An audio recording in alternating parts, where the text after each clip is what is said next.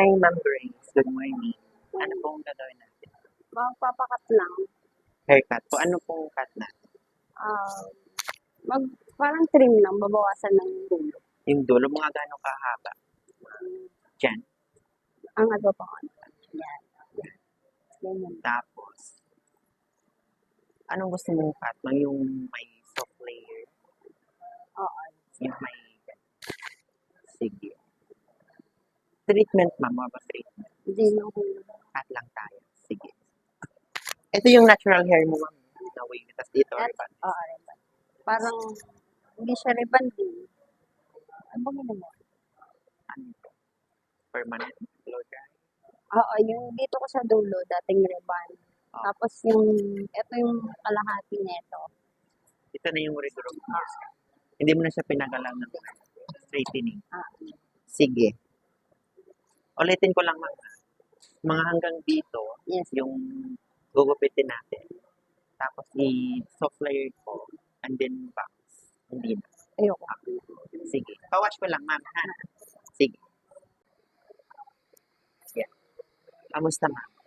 Ganda. Ganda. Yes. Sakto lang yung ano, ma'am, yung length natin. Oo. Yan yung gusto kong Dupit. Ayan. Tapos, yung ano natin, yung layer, mababa lang. Kasi pag masyadong mataas, mas manipis po. Yan. Wow. Ganda. laman. Maintain mo lang sa mga. Yan. Anong tawag sila ng Ano ma'am? Soft layer. soft? Kung gusto mong mas mataas, ano lang yun, parang pa-butterfly ka. Tapos yung likod, hindi masyadong mataas yung layer. Mababa.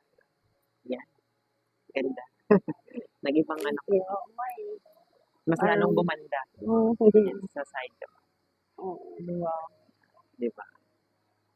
Pag gusto mong ganito yung effect ng anong ma'am, ng cut mo, i-ano mo siya, paloob mo lang. Papaloob lang sa kulay. I-bend mo lang yung dulo niya. Yan. Para ganito yung effect niya. Pag ganyan. Hindi siya, kasi yung hair mo kanina is may ano kay hair band. Diba? So, straight. Yan. Pag gusto mo ganyan yung effect niya, paloob mo lang. Yung suklay o kaya yung ano ng kamay ko. Yung suklay, paloob mo lang siya. Yung paikot, yan. Or pwede mo siyang planchahin ng paloob. Paloob. Yan. Thank you so much. Thank you, Dave.